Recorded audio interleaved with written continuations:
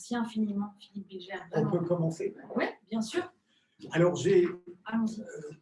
D'abord, vous me pardonnerez. Ce matin, je suis allé à un endroit, on m'a demandé d'enlever ma cravate.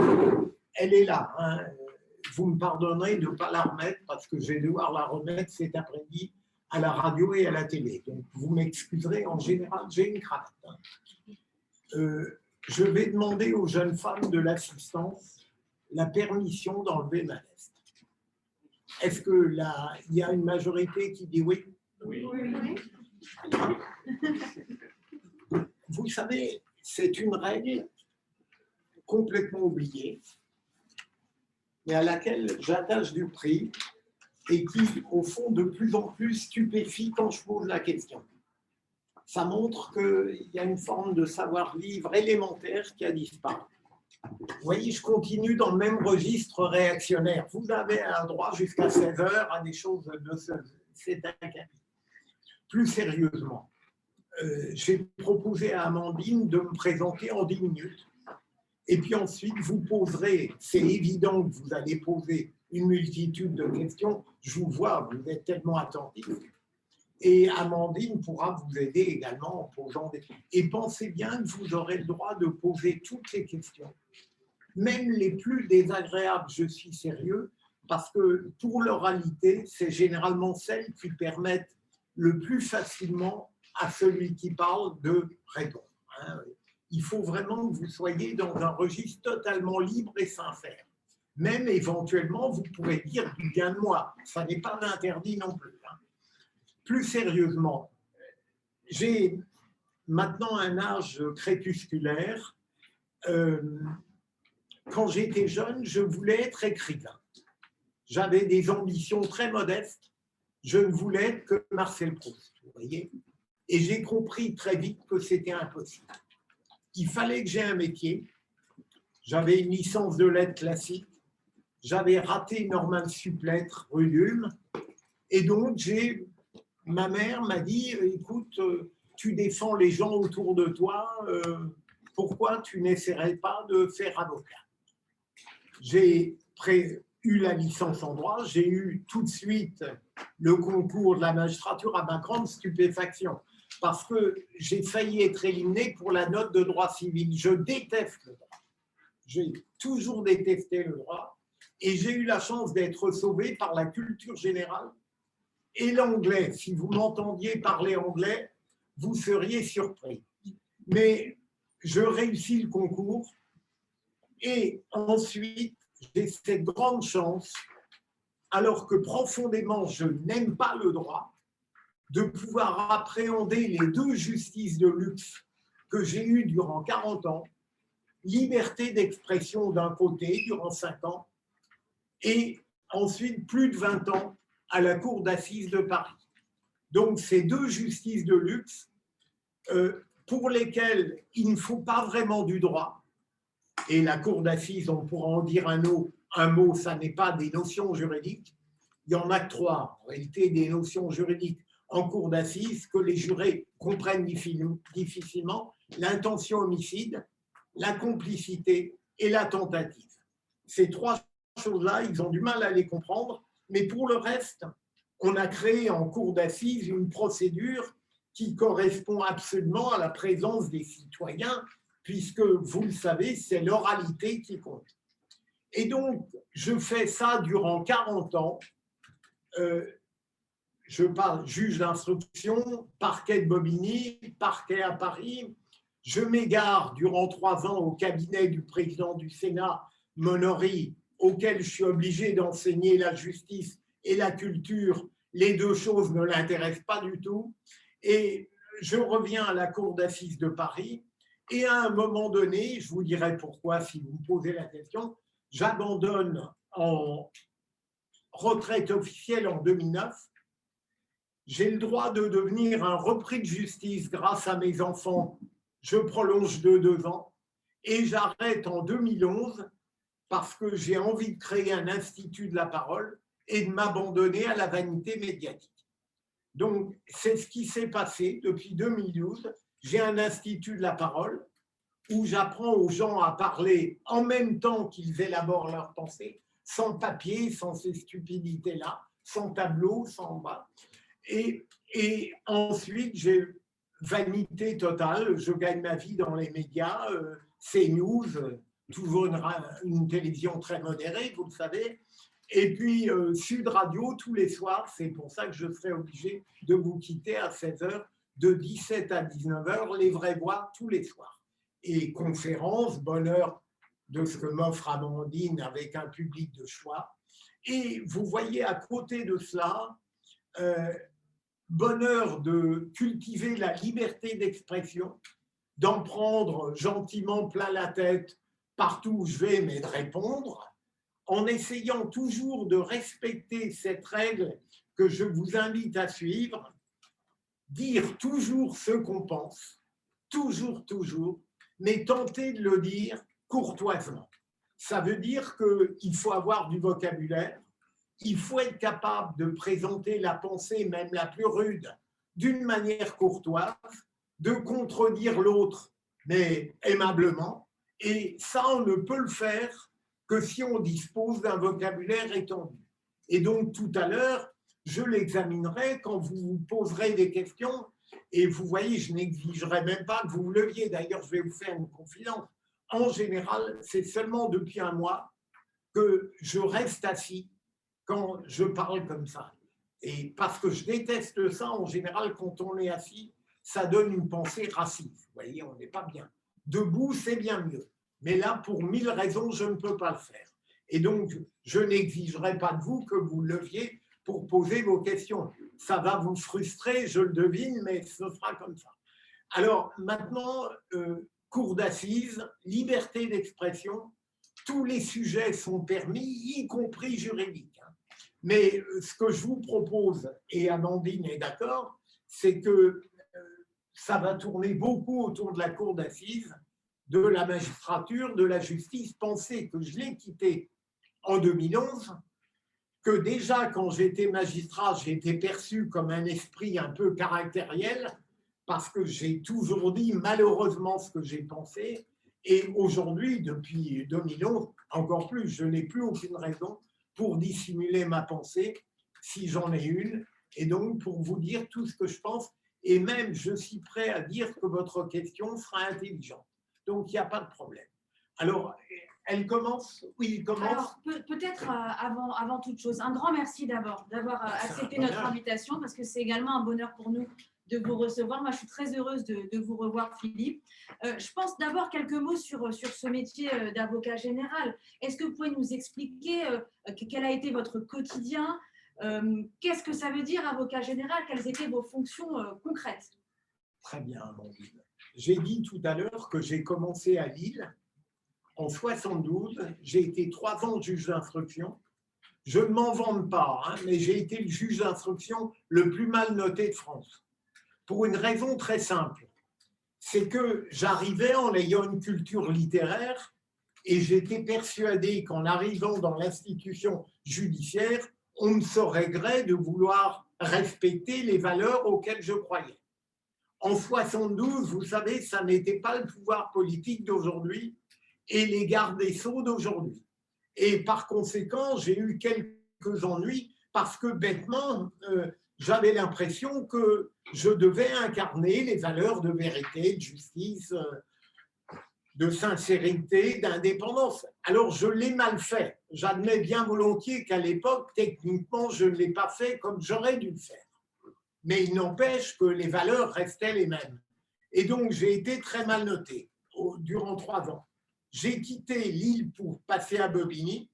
Et là, j'ai passé, vous avez déjà une formation, Amandine m'a dit, de haut niveau, donc vous savez ce que c'est que le siège ou le parquet. Hein. J'ai quitté le siège à Lille pour passer au parquet à Bobigny. Et là, j'ai commencé, j'ai eu, en gros, c'est une juridiction qui m'a plu, j'ai fait un certain nombre de choses et j'ai découvert notamment la cour d'assises, puisque à Bobigny, il y en a une et que j'y suis allé assez régulièrement.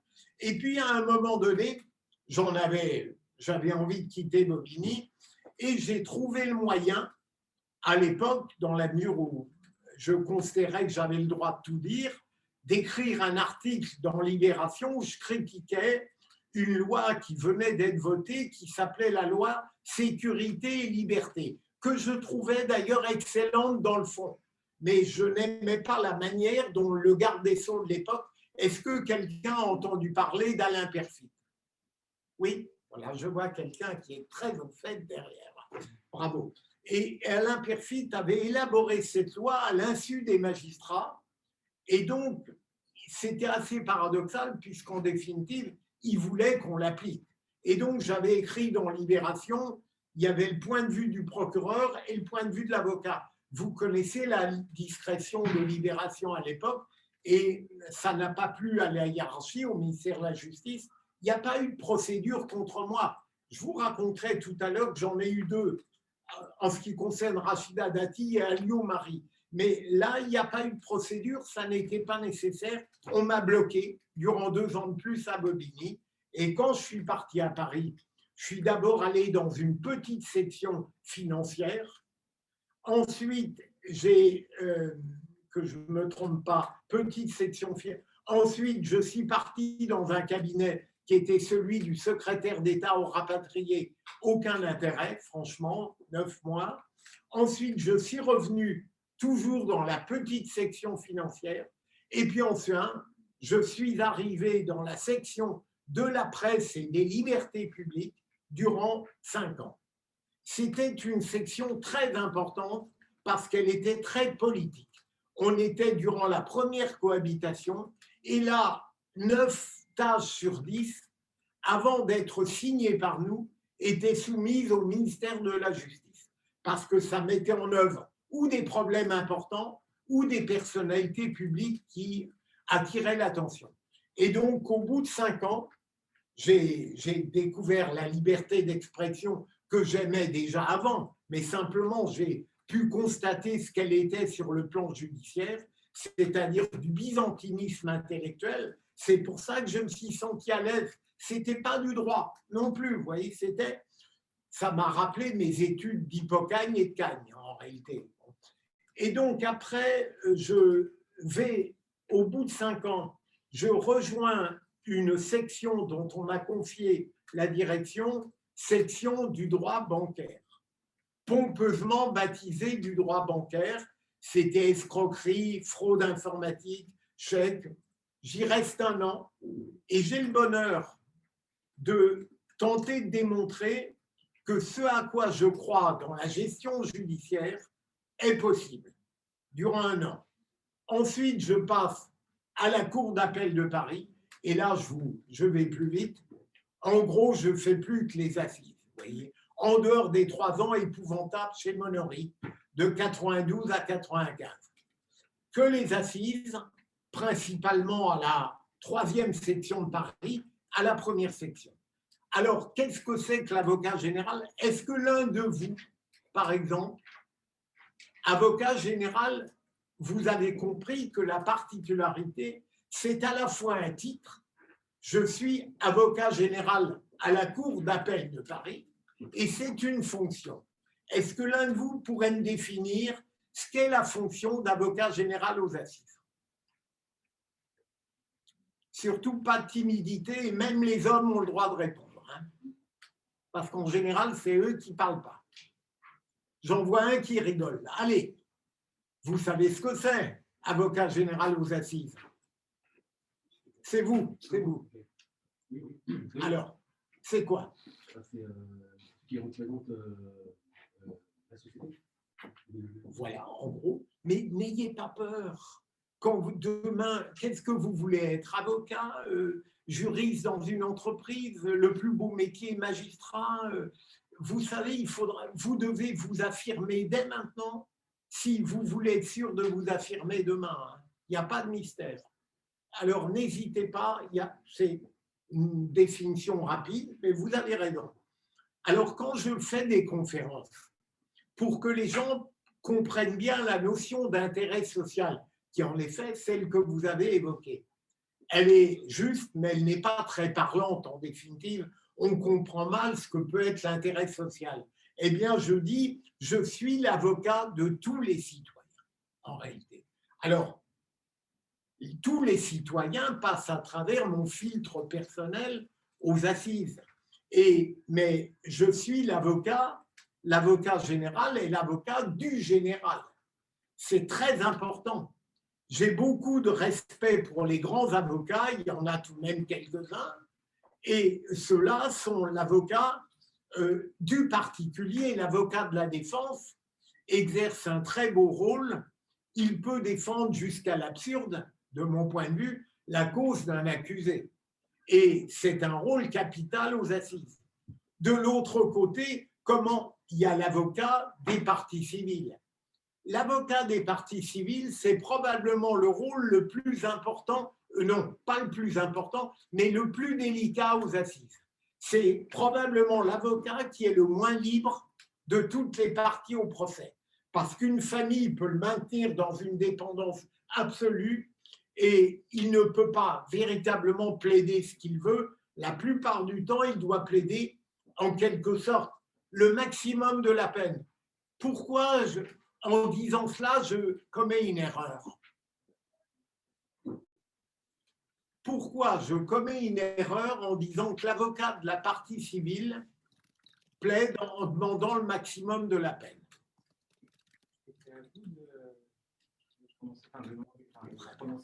Très bien. L'avocat de la partie civile ne doit pas demander une peine, mais comprenez bien qu'une grande plaidoirie de partie civile, c'est en réalité un réquisitoire réussi. Ça n'a rien à voir, d'une certaine manière, avec l'avocat de la défense, même si vous avez compris, n'hésitez pas à me couper, hein, si vous avez brutalement une idée lumineuse, eh bien, vous avez compris qu'en réalité, les parties au procès, on peut dire qu'elles plaident toutes. L'avocat général, il plaide pour tous les citoyens, pour la société. L'avocat de la défense, il plaide pour son client. Et l'avocat de la partie civile, il plaide pour la famille de la victime ou pour celle-ci si elle n'est pas morte. Donc, vous voyez, on plaide tous. Et c'est l'avocat général, puisqu'on parle de lui, moi, j'ai toujours conféré dans la conception que j'en avais et dans la pratique que j'en ai eue. Je ne dis pas qu'elle était parfaite, mais c'est celle que durant plus de 20 ans, j'ai tenue. Donc, j'ai tendance à considérer que c'est celle qui ne m'a pas trop mal réussi et qui pourrait un jour vous servir, même si vous en adoptez une autre. Eh bien, pour moi, l'avocat général aux assises est l'être le plus libre qui soit. Je veux dire, je n'avais aucun rapport qualité-prix. Je n'avais pas à demander le maximum de la peine si j'estimais que ce n'était pas équitable. J'avais simplement, lorsque l'accusé reconnaissait les faits, le rôle de l'avocat général est très simple. Il a simplement, avec honnêteté, à poser sur la table judiciaire les éléments à charge et à décharge, passé, présent, futur, qui permettront au jury d'édicter la peine la plus équitable possible. C'est très simple. À partir du moment où vous faites honnêtement ce travail, d'offrir les ombres, les lumières, l'histoire, la gravité des faits, le comportement à l'audience, quand vous le faites durant 10 minutes, un quart d'heure, dans un réquisitoire qui ne doit jamais être trop long, moi j'essayais de ne jamais dépasser 3 quarts d'heure, eh bien la peine, en quelque sorte, elle tombe du jury comme le fruit d'un arbre. Vous voyez, c'est-à-dire qu'il est enserré dans toutes les raisons que vous avez données et à partir du moment où vous n'hésitez pas à donner même les éléments à décharge, tout naturellement, le délibéré du jury en est grandement facilité. Pensez qu'à l'époque, il y avait beaucoup plus de jurés et évidemment, vous savez, on est en France. Hein. La cour d'assises fonctionnait à la perfection à l'époque. Enfin, il pouvait y avoir des erreurs, mais c'était une juridiction qui était impeccable et c'est normal. Elle fonctionnait bien grâce au jury populaire. Eh bien, on est en France, on a bien sûr diminué le nombre de jurés. C'est classique. Vous avez quelque chose de bien en France, vous le modifiez. Vous avez quelque chose de mal, vous n'y touchez pas. Ça, c'est quelque chose d'assez classique. Alors, c'est ça la cour d'assises. Lorsque, en revanche, l'accusé ne reconnaît pas les faits. Vous voyez, moi, je ne faisais que ça. Je recevais le dossier. Vous vouliez. Oh, pardon. Non, je croyais que vous aviez enfin une question. Non, ça viendra. Et eh bien, les dossiers arrivaient 2-3 mois avant la session. Et je commençais à regarder le dossier lorsque j'avais reçu le rôle durant 15 jours. Je regardais 15 jours avant d'aller à l'audience. D'abord, vous savez, vous recevez un nombre de volumes. Pour Émile Louis, par exemple, ou Fofana, le gang des barbares, j'en avais, je ne sais plus, 70 volumes. Alors, d'abord, je fais un travail, j'enlève tout ce qui est inutile. Voyez. Donc, après, il reste encore pas mal de choses. Je commence à les regarder progressivement, 15 jours avant l'audience, de manière décontractée, et puis je prends des petites notes, et puis j'arrive la veille de l'audience. Et là, je dois à la fois connaître à fond le dossier, mais, comment dire, pas trop, parce que l'oralité des débats, c'est quelque chose de capital. Lorsque tout à coup j'entre à l'audience, le premier jour de chaque mois, eh bien, il faut que je me laisse envahir par ce qui va être la richesse absolue des 15 jours, ou des 3 semaines, ou des 2 mois, comme le gang des barbares, par la richesse absolue de l'oralité. C'est-à-dire que le dossier est dans ma tête, mais profondément, je ne vais poser des questions et je ne vais requérir à la fin que sur ce que j'aurai entendu à l'audience pour que les jurés ne se sentent pas étrangers à ma démarche. Les jurés et les assesseurs magistrats, ils ne connaissent pas le dossier. Par conséquent, tout va se passer sur ce qu'on va entendre à l'audience. Alors, là où, lorsque l'accusé ne reconnaît pas les faits, il y a une obligation intellectuelle de la part de l'avocat général, et parfois il a du mal à s'y tenir, c'est qu'il faut au moins immédiatement considérer que c'est peut-être vrai, qu'il est peut-être sincère quand il dit « je n'ai pas commis le crime qui m'est reproché ». Et puis ensuite, l'audience elle-même va se dérouler et peu à peu, vous écouterez les témoins, les experts, l'accusé lui-même, la victime, et puis vous vous forgerez votre conviction. Et à la fin, lorsque je me lèverai pour le réquisitoire, eh bien, j'aurai la conviction ou bien de sa culpabilité, et je tenterai de la démontrer en proposant la peine, ou bien j'aurai la conviction de sa non-culpabilité. Et ça, c'est une notion très différente de l'acquittement de l'innocent.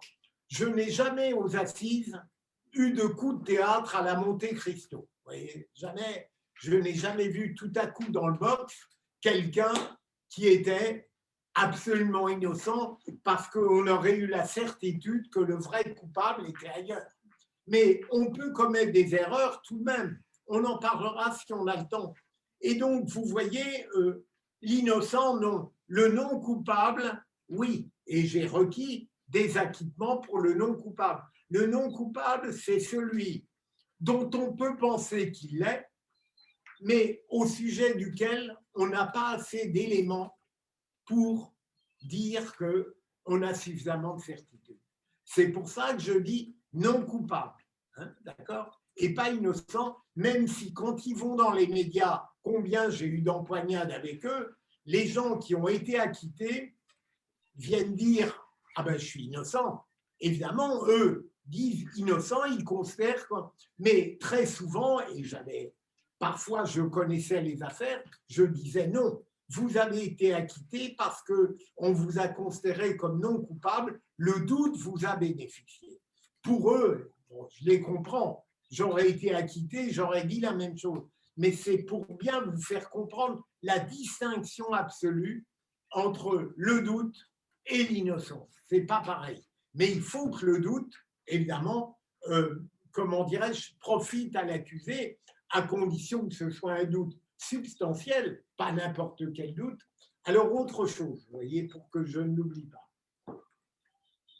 Aux assises, la procédure française, vous la connaissez, elle est très ambitieuse. Elle a presque des dessins métaphysiques, c'est-à-dire qu'on voudrait tout connaître de l'accusé, sonder son cœur, ses reins, et savoir tout, non seulement la vérité judiciaire, mais toutes les autres. Eh bien, c'est pour ça qu'on est toujours un peu déçu quand on quitte une cour d'assises, même quand le procès a été réussi, parce qu'on a toujours un peu une forme de déception. On n'a jamais pu tout connaître d'un être, ni d'une situation. Alors que la culture anglo-saxonne, elle est moins ambitieuse, mais elle se satisfait plus. Est vrai ce qui peut être démontré. Et donc, impeccable, on démontre, on a donné la preuve, on ne va pas chercher midi à 14h de la métaphysique alors qu'on a du judiciaire.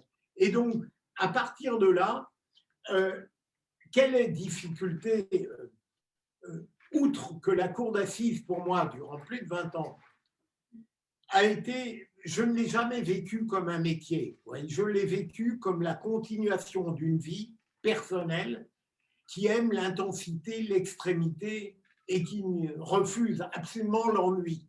Il y a une étrange fraternité de la cour d'assises. Ça n'a pas changé véritablement. Il y a une connivence entre les avocats qui ne font que ça, les quelques avocats généraux n'étaient trois à ne faire que ça, éventuellement des citoyens qui, il y a des années, étaient tellement passionnés par la cour d'assises que lorsque la session était terminée, ils créaient une association pour qu'on puisse leur parler encore plus librement. Donc, ça n'a jamais été un métier pour moi.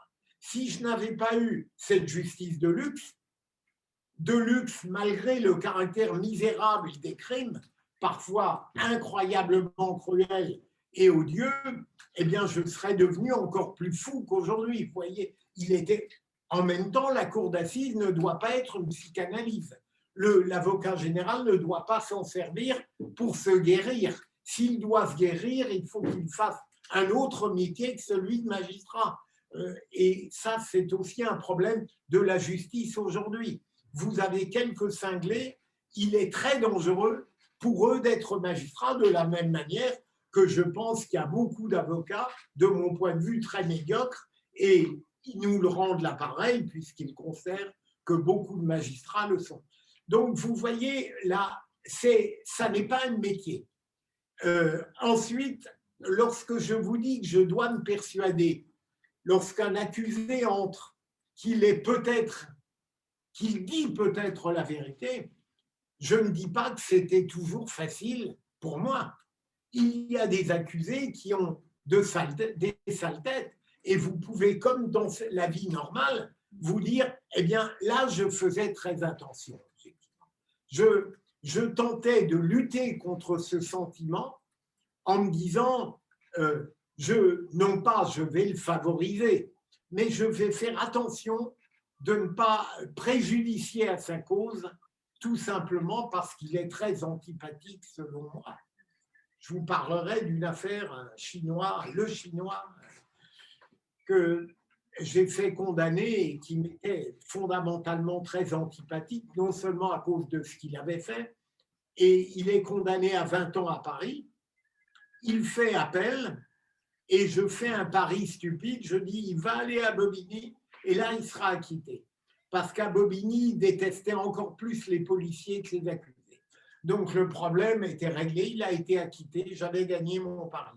Mais non, là n'est pas le problème. Vous voyez, lorsqu'il faut faire très attention de traiter même dans le premier regard tout le monde équitablement. Je sais bien que, deuxième élément, un autre phénomène qui est très important, c'est que à la cour d'assises, l'inégalité n'est pas tant la justice de classe au sens marxiste, mais c'est plutôt l'inégalité de la culture et du langage. Madame de Staël avait cette très belle phrase. Qui c'est d'ailleurs Madame de Staël? Vous qui avez le regard très vif, vous savez qui c'est? Quel était le grand ennemi de Madame de Staël?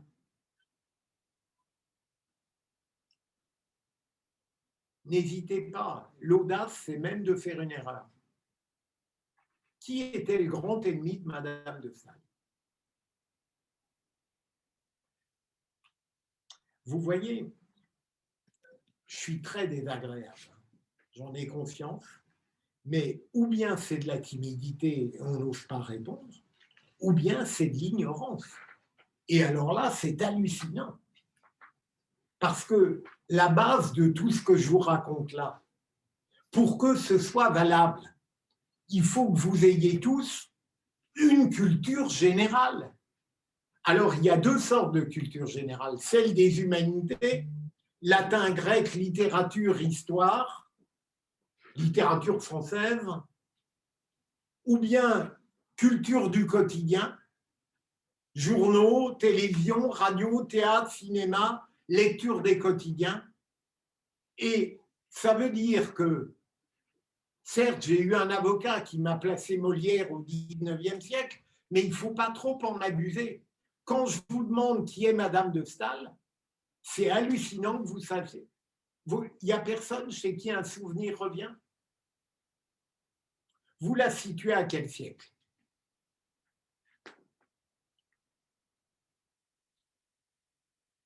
Est-ce que vous avez des cours de culture générale dans cette excellente... dans cet ça tombe bien que nous en parliez aujourd'hui parce que je compte le mettre en place dès l'année prochaine. Effectivement, c'est essentiel. De manière précipitée, hein, parce que pourtant, je vois des regards intelligents, mais où ils sont timides, où ils ne savent pas qui est Madame de Staël.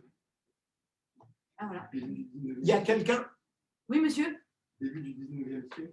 Oui, l'ennemi de Madame de Staël. Je n'ai pas de souvenir, mais ça me dit quelque chose. Bravo, c'est déjà bien. Très bien, bravo. Et essayez de réfléchir à un personnage capital de notre histoire de France qui la détestait, parce qu'elle était une forme de féministe de l'époque et lui ne l'était pas du tout. On a beaucoup parlé de lui il y a peu de temps. Bravo, très bien. Alors, double félicitations. Vous vous êtes lancé, vous vous êtes affirmé, vous n'avez pas peur et en plus, vous tombez bien. Bravo. Mais j'insiste lourdement sur la culture générale. Il faut que vous lisiez des histoires de la littérature française. Il faut que vous lisiez toutes les grandes œuvres du passé parce que vous ne deviendrez remarquable, sauf si vous l'êtes déjà, que parce que tout à coup, vous aurez découvert la richesse de la culture générale qui fait toute la différence. Si vous êtes juriste demain, avocat, magistrat ou autre chose, eh bien, vous ne deviendrez véritablement des cracks que beaucoup moins par la qualité technique de votre profession que par l'aura que vous aura donné une culture générale. Il faut que vous le compreniez. Je vais vous donner un exemple pour mon Institut de la parole. Je reçois des gens brillants. Ils le pensent et parfois ils le sont. Des grands chefs d'entreprise. Je leur dis, vous pouvez choisir n'importe quel sujet. Vous allez le structurer dans votre tête et vous allez me faire un discours. C'est vous qui choisirez le délai. 2 minutes, 3 minutes, 5 minutes, 10 minutes. Ils disent, pour qui il se prend, il gère la parole. Bon. Ils se lèvent et manifestement, quand ils ont choisi un tout petit peu un sujet relatif à leur vie professionnelle, ça va à peu près, ce n'est pas fulgurant. Mais quand je leur demande, et ce sont des cracks dans leur métier, quand je leur demande, par exemple, je leur demande de réfléchir, de me faire un discours. Si j'étais sadique, je vous le demanderais maintenant. Mais je ne vais pas le faire parce que je veux être aimable. Si je leur demandais tout à coup, je leur dis, vous allez me faire un discours sur cette très belle phrase de Paul Valéry, le pouvoir sans l'abus n'offre aucun charme. je devine tout ce que vous pourriez dire là-dessus. C'est évident que vous avez plein de choses à dire. Eh bien, eux, ils n'y arrivent pas. Pour quelle raison? Parce que la culture générale, l'intelligence gratuite ont disparu. Il faudrait, si on avait du temps, Amandine, je devrais demander à tel ou tel de faire immédiatement, durant 5 minutes, une intervention sur, par exemple, pourquoi la phrase de Woody Allen, l'éternité c'est long, surtout à la fin, pourquoi c'est drôle? Ça vous paraît évident, mais si vous aviez à l'exprimer, ce serait très dur. Donc, culture générale et culture du quotidien.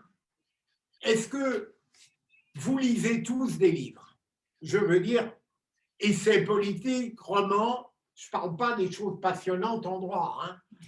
Est-ce que tous vous lisez des livres? Oui, vraiment. Votre dernier livre? Oui. Un livre sur la mythologie. Oui. Qui s'appelle Mythologie. Pardon, excusez-moi. Un livre sur la mythologie romaine qui s'appelle Mythologie. Ah oui, très bien. Merci. Alors, n'oubliez pas autre chose, puisque je parle de la parole, mais c'est très bien, on est loin, c'est à cause de moi. Vous pouvez parler dans la vie fort. Moi, j'ai une voix de stentor, c'est dramatique. On peut parler fort ou moins fort. Ce qu'il faut, c'est toujours articuler. J'y pense parce que hier, j'ai vu un film très mauvais qui s'appelait Les Apparences, où Benjamin Biolay, que j'aime bien par ailleurs, on ne comprenait pas 50% de ce qu'il disait. Eh bien, ça, c'est gênant. Donc, ça n'est pas de votre faute, on est loin. Hein. Mais pensez toujours articuler. Articuler, on peut parler encore une fois fort, même quand on ne parle pas fort, dès l'instant où on articule, il n'y a pas de problème. Et donc, vous voyez, culture générale, j'insiste là-dessus. Histoire des idées politiques, panorama de la vie intellectuelle, commencez par ça. Et ensuite, vous lisez toutes les grandes œuvres du passé. Et vous verrez à quel point, eh bien, et ne me dites pas, d'ailleurs, vous ne me l'avez pas dit, j'entends tout le temps, je n'ai pas le temps. Il n'y a que les paresseux qui n'ont pas le temps, hein, c'est clair. Vous ne devez pas passer une journée sans lire. Vous ne devez pas, il y a des choses plus agréables que de lire. Je l'admets bien volontiers et votre jeunesse doit certainement en profiter. Mais lire, c'est capital. Vous nourrir l'esprit, savoir comment ont pensé les grands esprits, savoir comment les sentiments et les idées ont été appréhendés par eux. C'est ça la culture générale, parce que vous ne pourrez pas construire un grand discours. Demain, vous allez aux assises, vous plaidez pour l'accusé, eh bien, c'est votre culture générale qui fera la différence. Vous êtes avocat général, c'est votre culture générale qui montrera à quel point vous sortez de l'ordinaire. Et j'oubliais, le rôle capital aux assises, c'est bien sûr celui du président ou de la présidente. Et la limite de la cour d'assises et sa grandeur, c'est qu'elle ne tolère pas la médiocrité. Pour qu'elle soit une totale réussite, il faut vraiment que toutes les parties au procès, et y compris le président, soient, comment dirais-je, d'un niveau acceptable, vous voyez. Et ce n'est pas facile. Alors, là aussi, il y a une dérive absolue. Et puisqu'on parle de la cour d'assises, je vous le dis, j'ai eu à supporter des présidents que je trouvais médiocres. Je veux dire, à une certaine époque, vous aviez des présidents qui étaient capables de présider. Imaginons que monsieur soit l'accusé, eh bien, on le regardait les yeux dans les yeux, on n'avait jamais à ouvrir le dossier, on savait tout par cœur. On parlait comme ça. Depuis des années, c'est fichu. Des présidents, hommes ou femmes, sont là, ils tournent leur feuillet, vous avez dit ça, les gens.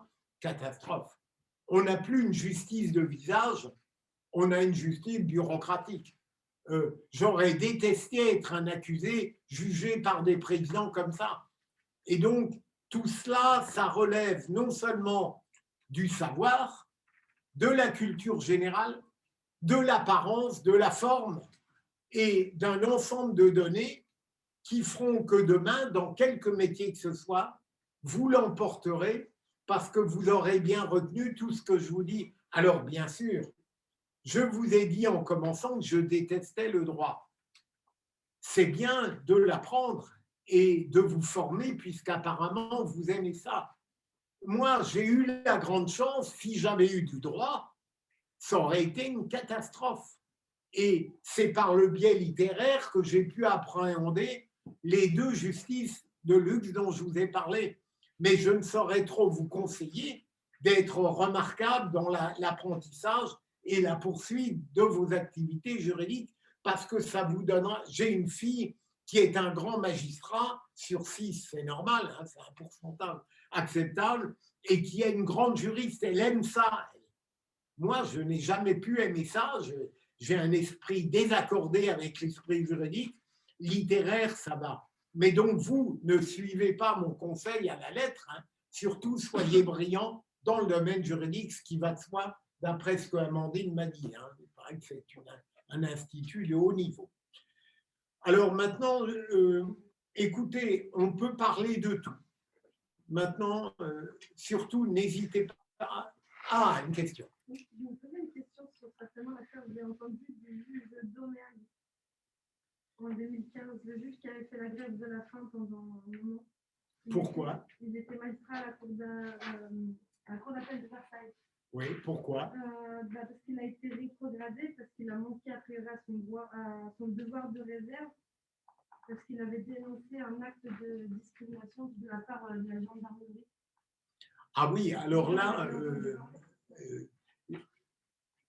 mais c'est un sujet tout à fait intéressant. Ce sont ce que j'appellerais un peu les péripéties judiciaires, la manière dont la magistrature règle certains problèmes de caractériel ou de gens qui se vivent comme des lanceurs d'alerte. J'ai parlé tout à l'heure, grâce à vous, je vais pouvoir y revenir, et c'est un conseil que je vous donne. Et malheureusement, j'y reviens, mais je ne l'ai pas dit tout de suite. Il y a deux choses à éviter quand vous parlez. C'est je ne serai pas trop long, parce qu'on est à peu près sûr que la personne sera très longue. Il y a un avocat, je crois qu'il est mort maintenant. Il avait une réputation, ça n'était pas un mauvais avocat. Charles Liebman, il disait je ne serai pas trop long. Vous deviez après avoir 5 heures de plaidoirie pour toutes les affaires. Et puis autre chose qui est dangereuse, c'est de dire j'y reviendrai. Méfiez-vous, il vaut mieux dire tout de suite, rester sur place, dire ce que vous avez à dire, plutôt que dire j'y reviendrai, dans la mesure où l'auditeur se dit qu'il aura encore à supporter quelque chose par la suite. Mais moi, j'ai connu, ça rejoint un peu votre question, à 2 reprises, j'ai failli passer sous des fourches disciplinaires. Je vais vous raconter. La première fois, je faisais, comment on appelle, un chat avec je répondais durant 2 heures à des questions d'Internet du Nouvel Observateur en 2008. Et je répondais très sincèrement et en général, 9 réponses sur 10, j'étais en accord avec la politique pénale de Nicolas Sarkozy et de Rachida Dati. Nicolas Sarkozy, j'ai été un admirateur absolu de sa campagne de 2007. Je dis bien campagne. Ensuite, l'état de droit, ça a été une catastrophe. Mais à un moment donné, on me demande pourquoi Rachida Dati a-t-elle été choisie comme garde des Sceaux. Vous me connaissez, je réponds sincèrement. Parce qu'elle était la chouchou du président, parce que Cécilia Sarkozy l'a recommandée à son mari, et 3e élément, je crois, parce que un truc qui n'était pas très agréable. Bon, alors que je n'avais fait que des réponses positives sur le régime de Sarkozy, ça aurait dû passer sans problème. Et le soir, journal de France 2, David Pujadas à l'époque, il commence comme ça, un haut magistrat dit que Rachida Dati n'a pas été choisie pour sa compétence. j'ai été ennuyé, vous ne pouvez pas imaginer, pendant 48 heures, les journalistes, et puis on me prévient que le procureur général, à l'époque c'était un Chiracien, veut me voir et je passe donc dans son bureau. C'est une procédure particulière. Il est à côté d'un avocat général. On me pose des questions, je dois répondre. Il y a un procès verbal. On me dit qu'est-ce que je voulais dire, qu'est-ce que ça signifie. Je dis mais j'ai énoncé une évidence, hein, tout le monde le sait. Et par ailleurs, je n'ai cessé de dire du bien des peines planchées, de tout ce qu'avait fait Rachida Dati. Le procès verbal, ça dure 2 heures. C'est envoyé à la chancellerie, Rachida Dati, et 8 jours après, j'apprends que ça a été classé. Donc, je suis tranquille. Plus tard, alors là, peut-être, c'est Éric Zemmour qui est questionné par Ardisson et qui, à un moment donné, justifie les contrôles aux faciès et dit il y a les trafiquants noirs ou arabes. J'entends ce qu'il a dit 2 jours plus tard. Je ne sais pas qu'il a validé les contrôles aux faciès, hein, mais j'entends trafiquants noirs ou arabes et je sais que ça a fait un scandale ce qu'il a dit parce qu'on l'a poussé. Alors j'écris un billet sur mon blog, je me contente de dire les contrôles aux faciès, si j'avais entendu, j'aurais été hostile, on ne doit pas les faire. Mais pour les trafiquants noirs ou arabes, je peux certifier qu'il y en a un certain nombre à la cour d'appel et au tribunal. Les gros trafiquants, je ne l'ai pas dit dans le texte, c'est évidemment, ils ne sont pas forcés. Et mon billet, pendant 2 jours, est lu, certes, mais il fait... Et tout à coup, l'AFP le reprend. Et alors là, vous ne pouvez pas imaginer, j'ai été une journée épouvantable où j'ai été traité de tout et où j'ai répondu. Et puis, bien sûr, à un moment donné, nouvelle convocation par un procureur général. Là, c'était le plus nul du lot. Hein. C'était Alliot-Marie. Et Alliot-Marie, en gros, ça a été très vite. Parce qu'à l'époque, il y avait un procureur général très courageux qui était aveugle, véritablement aveugle, et assisté par un avocat général. Et durant un quart d'heure, on parle, je dis, mais vous ne pouvez pas me reprocher de défendre la liberté d'expression. Et au bout d'un quart d'heure, c'est réglé. Après, on parle de tout et de rien. Et tout ça est envoyé à Alliot-Marie, procès verbal. Et là, j'ai progressé, vous voyez, puisqu'il ne faut pas attendre 8 jours, mais 2 jours et c'est classé sans suite. Donc, j'avais progressé. Et vous voyez, c'est des événements. Alors, j'ai frôlé parfois. Il y a des choses qui se passent officieusement dans le régime judiciaire qui vous sanctionnent alors qu'officiellement, on vous dit que rien ne s'est passé. Par exemple, autre anecdote, je suis à Bobigny, j'ai une affaire d'assises tout à fait singulière, un homme, je me souviens encore de son nom, Ferry, qui ne supporte pas que sa femme échappe à son emprise. Elle a déjà 6 enfants. Elle veut vraiment lui échapper parce qu'elle en a assez de cette vie. Elle va au planning familial. On lui donne des conseils, vous devinez lesquels. Il la prend. Il veut lui donner une leçon.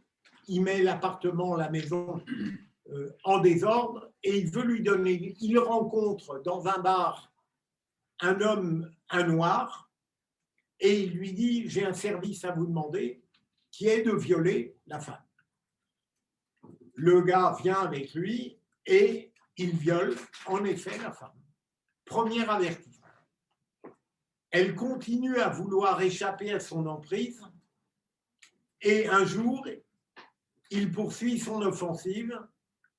Elle est en train de coucher les enfants elle est aux toilettes et il lui a introduit de la soude caustique dans le vagin. Donc, c'est une tentative de castration. On dit tentative parce que théoriquement, elle aurait pu encore procréer. Théoriquement, évidemment, c'était hors de question. Une procédure est engagée contre ce gars et le procès est très passionnant. J'ai toutes les ligues féministes. Je me lâche, comme maintenant, et j'ai droit à des comptes rendus qui sont assez favorables. Il y a un féminisme militant qui dit ah, l'avocat général était bien, mais il aurait dû mettre en cause l'institution du mariage. Je n'avais pas été jusque-là. Mais en revanche, et ça c'est important, à un moment donné dans le réquisitoire, je dis Ferry ne devrait pas payer pour tous les hommes devraient payer pour Ferry. J'avais parlé d'un pouvoir viril qu'il fallait dénoncer lorsqu'il prenait l'incarnation de ce malade mental. C'est dans le monde, on n'en parle pas. Il prend 20 ans, comme je l'ai demandé, et puis je passe ce qu'on appelle une liste d'aptitudes. Il y a une commission qui est censée évaluer votre degré de qualité, votre avancement. Et dans mon dossier personnel, je ne le savais pas, il y a bien sûr l'article du Monde. Et il paraît qu'un crétin, ça m'a été dit après, ah oui, mais tout de même, ce Bilger, il a dit tous les hommes devraient payer pour Ferry, qu'est-ce que c'est? Il a mis en cause. Eh bien, vous voyez, à partir de cet élément dont je ne connaissais pas l'existence, eh bien, j'ai eu le grand bonheur de rester, d'attendre un an de plus pour avoir la liste d'aptitudes. Je pourrais vous citer des exemples, parfois beaucoup plus simples. Je n'ai jamais voulu me considérer comme un martyr. Les magistrats qui cherchent à faire croire que l'indépendance, c'est comme la guerre du Vietnam, c'est faux. On peut résister, on peut dire non. Combien de fois, dans des affaires médiatiques ou non, la hiérarchie m'a demandé « Qu'est-ce que vous allez requérir ?» Je répondais « Comment voulez-vous que je le sache, puisque moi-même, je ne le sais pas, et qu'ensuite, c'est à la fin du procès que je le sache. » Eh bien, au début, ce n'était pas évident, parce que j'étais la hiérarchie, mais après, vous voyez, ça ne posait aucun problème. Mais donc, on peut dire non. Alors ensuite, il faut savoir ce qu'on veut. J'ai mis du temps à comprendre que dans la magistrature et peut-être dans la vie tout court, on ne peut pas tout avoir à la fois. La liberté, l'avancement, la crémière, le beurre, l'argent du beurre, tout. Il faut choisir. Au bout de 10-15 ans, j'ai compris que je ne pouvais pas tout vouloir. Je ne pouvais pas vouloir ma liberté d'expression et en même temps, mais même sur le plan judiciaire, je ne me suis jamais censuré aux assises ou nulle part, et même pas devant vous. Eh bien, on ne peut pas vouloir cette liberté-là et en même temps être perçu par la hiérarchie et le pouvoir politique comme quelqu'un de sûr. Vous voyez, étant libre, j'étais trop imprévisible. Et imprévisible, c'est un grave danger. Et j'espère que vous allez être imprévisible dans quelques instants en me posant enfin des questions. Parce que jusqu'à maintenant, vous êtes trop prévisible. Ou vous digérez, ou vous êtes fatigué. Une autre question? Allez. Alors moi, je voudrais savoir ce que vous disiez tout à l'heure, que vous faisiez en sorte d'avoir un maximum de neutralité malgré des dossiers qui arrivaient parfois par tome. Oui. Est-ce qu'il vous est arrivé d'avoir un dossier que vous avez appréhendé en arrivant au procès en ayant une condition particulière et où tout a basculé justement grâce à l'oralité et où vous avez fait peut-être entre guillemets machine arrière par rapport à ce que vous aviez imaginé faire au départ? Mais c'est une excellente question et vous avez tout à fait raison. J'y ai un peu répondu en quelque sorte. Cet élément-là, il existe évidemment dans le cadre des affaires où l'accusé ne reconnaît pas les faits. Lorsqu'il reconnaît les faits, je l'ai dit tout à l'heure, il suffit de placer sur la table judiciaire tout ce qui va permettre d'élaborer la peine. Là, bien sûr, comment vous dire sans tomber dans le paradoxe, j'ai écrit sur la cour d'assises, je pense véritablement qu'on se soumet bien, qu'on ne domine bien une audience, paradoxalement, qu'en s'y soumettant. Je veux dire par là que rien de plus absurde que l'avocat général, et j'en ai connu beaucoup comme ça, qui arrive à l'audience, la conviction a été faite sur le dossier et on ne change pas un iota du réquisitoire qui parfois a été écrit avant l'audience et par conséquent, on met entre parenthèses le capital de l'oralité et on arrive au moment du réquisitoire, l'avocat général se lève et dit « je vous réclame 20 ans », par exemple, de réclusion. Les jurés sont stupéfaits parce qu'évidemment, rien de l'oralité n'a été intégré et c'est une catastrophe.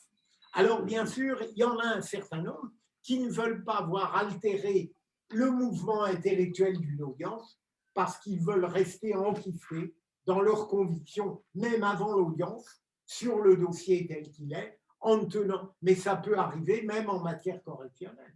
Vous savez, lorsque Jacques Chirac a été condamné par le tribunal correctionnel, les deux magistrats du parquet, de manière absolument scandaleuse, on refusait qu'il soit condamné et à l'audience, alors que tout démontrait la fausseté de leur position, ils ont continué à développer la même chose. Alors que vous connaissez, est-ce qu'il n'y a pas un grand adage dans ce domaine? Est-ce que l'un de vous connaît un adage très... Allez-y, mais ce n'est pas grave si c'est la même. Oui, je l'ai dit peut-être mal, mais il vaut mieux 100 coupables en liberté qu'un seul. C'est un adage, mais je pensais à un autre qui oppose la plume et la parole. Voilà. Est-ce qu'il est écrit que c'est seulement cette adorable jeune femme qui va répondre? Et vous, bravo. Est-ce que vous êtes fatigué ou est-ce que vous êtes naturellement assoupi? Mais je le répète, demain, qu'est-ce que vous allez faire comme métier? Tiens, je serais intéressé. Quelqu'un veut être avocat, par exemple? Magistrat? Voilà. Journaliste? Juriste? Est-ce que vous pensez que vous serez dans du velours? Est-ce que vous pensez que vous pourrez regarder votre employeur avec des yeux très doux, de velours, en disant écoutez, le caractère, c'est fondamental? Est-ce que vous voulez dire, et là je le dis gentiment malgré mon ton, est-ce que c'est une timidité collective qui vous... Ou est-ce que vous faites partie? J'ai eu le même problème à l'école du barreau, là-bas, ici, les Moulineaux.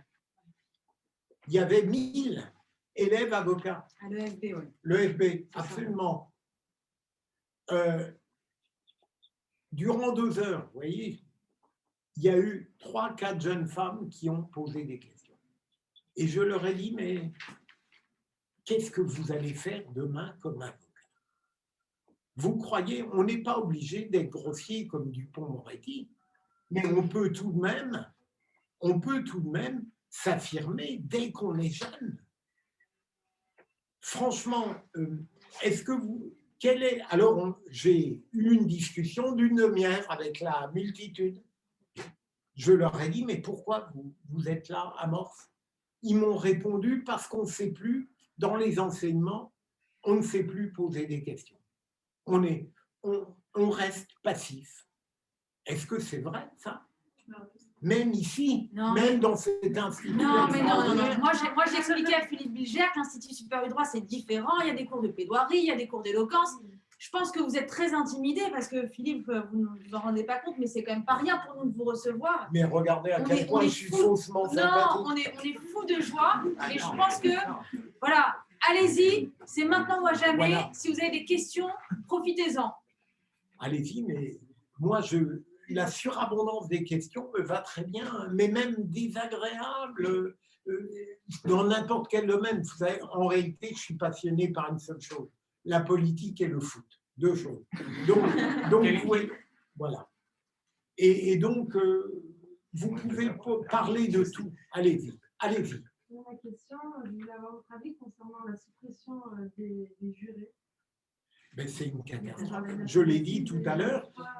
Vous voyez, là, le scandale, c'est que Dupond-Moretti, comme avocat, avait dit qu'il était contre les cours et il avait totalement raison, et tous les avocats, et là, je les soutenais à fond.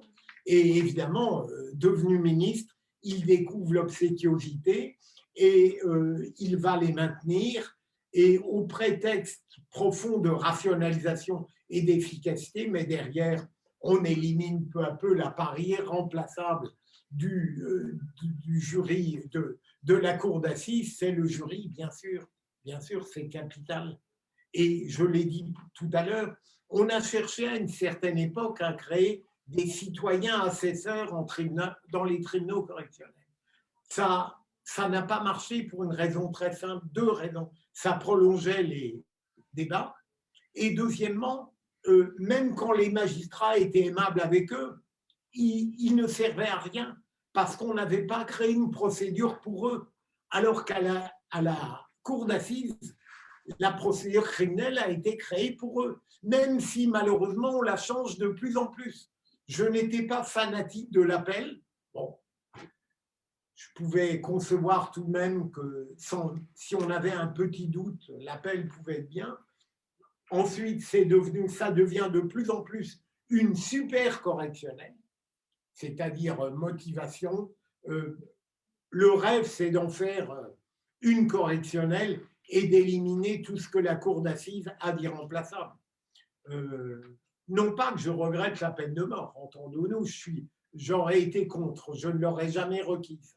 Mais je ne voudrais pas qu'on dépouille la cour d'assises de tout ce qui faisait sa magie sombre, bien sûr. Mais donc, les jurés, les citoyens, et d'ailleurs les magistrats sont responsables. Il n'y a qu'une chose qui donne sa légitimité à la magistrature, c'est le citoyen. Et les magistrats, la plupart des magistrats, considèrent que le citoyen, lorsqu'il s'occupe de la justice, s'occupe de ce qui ne le regarde pas.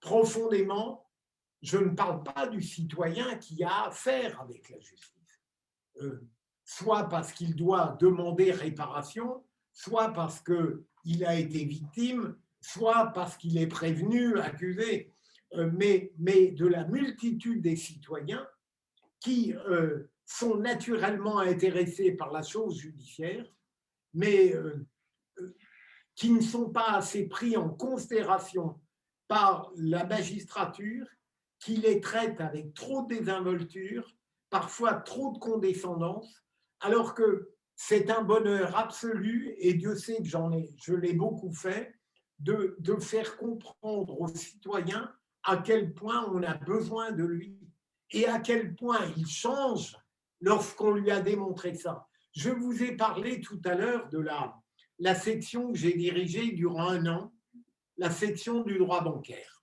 J'arrive dans cette section, je suis à peu près aussi caractériel qu'aujourd'hui. Je veux mettre en œuvre les idées que j'ai, et en particulier le fait que c'est le citoyen qui doit être servi d'abord. J'arrive 100 dossiers, 50 dossiers en retard. Je dis, mais pourquoi on ne les règle pas? On me répond, on attend d'être au complet. Vous devinez ce que j'ai fait immédiatement. Comme probablement on ne le fera jamais, eh bien, j'ai réparti les dossiers et ils ont été réglés en 15 jours. Premier point. Mais plus sérieusement, je regarde dans cette section, il y a d'immenses piles de courriers. Je dis, mais c'est quoi ce courrier? Mais c'est le courrier de particulier. Mais vous en faites quoi?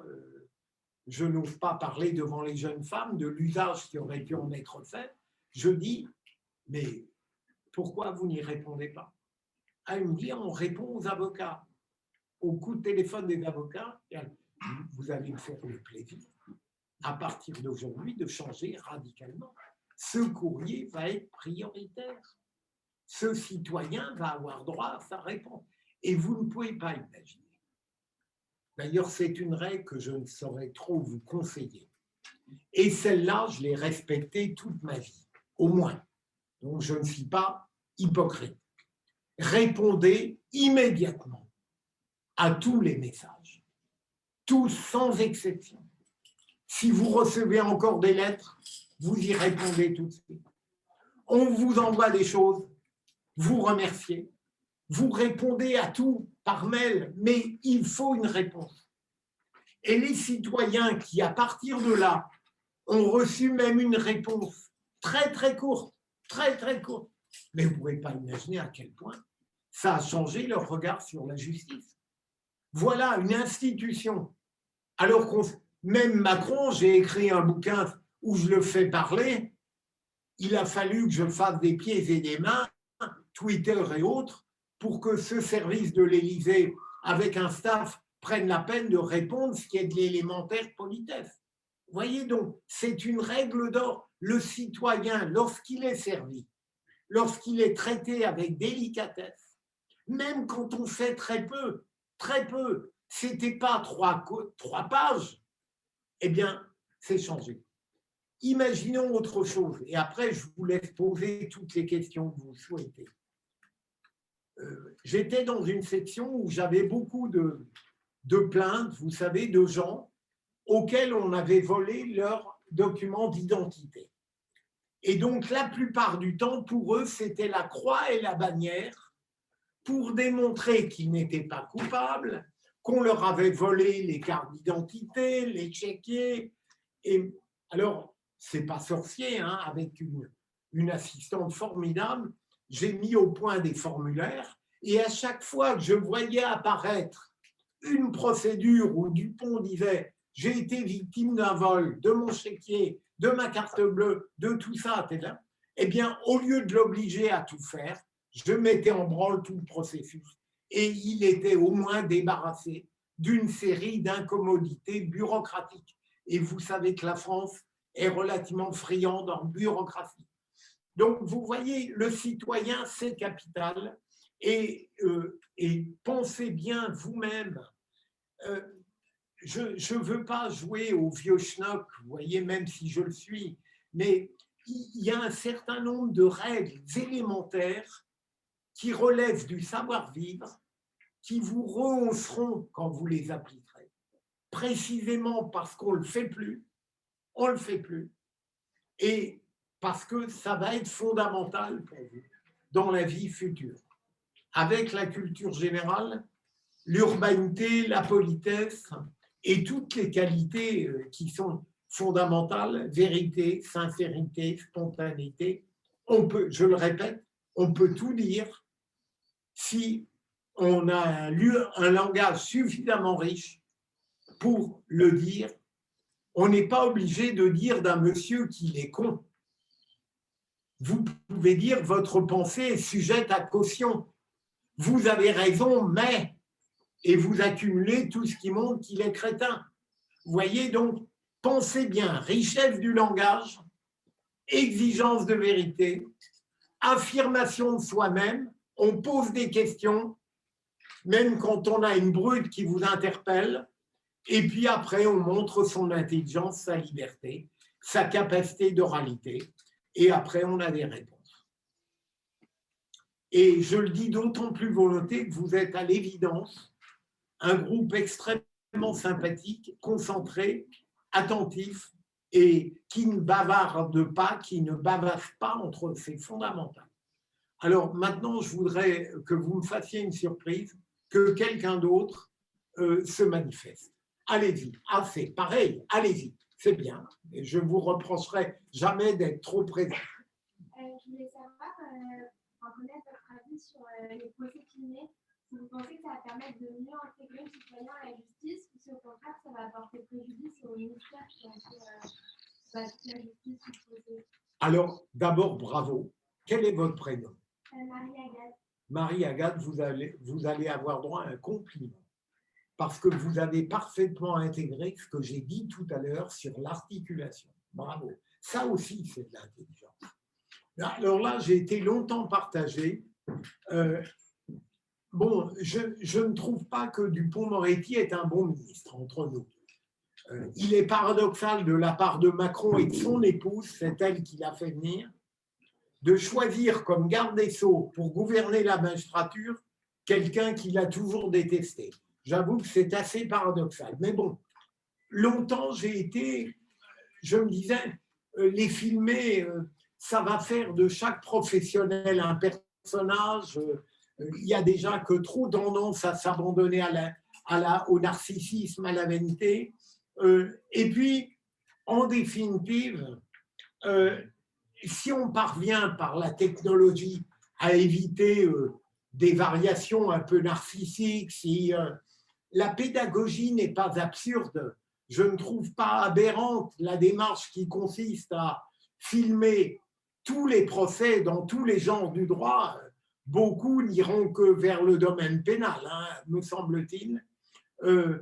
Ça n'est peut-être pas complètement inutile et ça a un avantage. Alors, un autre inconvénient qui m'était personnel, je craignais que filmer les procès porta atteinte à la liberté du ministère public.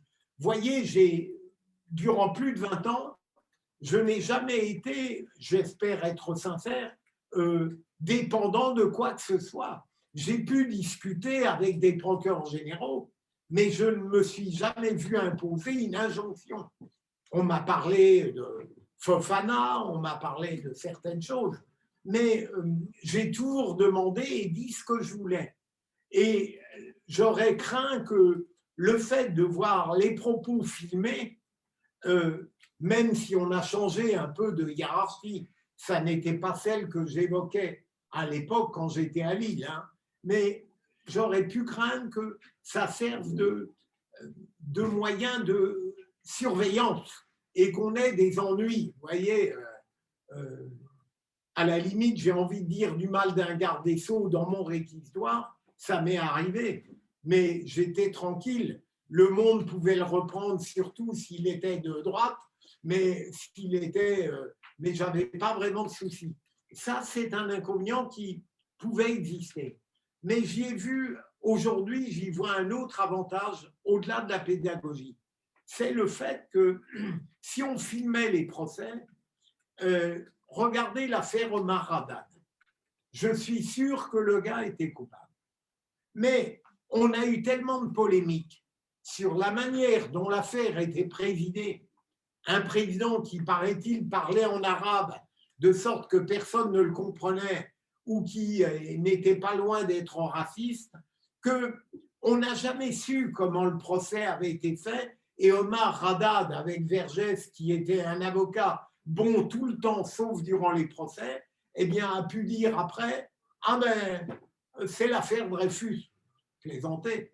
Mais n'empêche qu'il y a eu un doute. Si on avait vu comment le procès s'était déroulé et s'il avait été correctement mené, malgré les polémiques, eh bien, l'opinion publique aurait été, comment dirais-je, rassurée. Vous voyez, ça peut être ça, quelque chose de fondamental, en espérant, parce que ça, c'est capital, que, en effet, chaque professionnel, avocat, magistrat, même le témoin qui vient, l'expert, le policier, l'avocat de la partie civile, même à la limite la victime, ne se sentent pas pousser des ailes parce que tout à coup, elle sera filmée. Vous voyez ? Donc, en gros, je dirais pourquoi pas. C'est la moins mauvaise chose qu'il propose, Dupond-Moretti, puisque pour le reste, il nous favorise très clairement une république des avocats.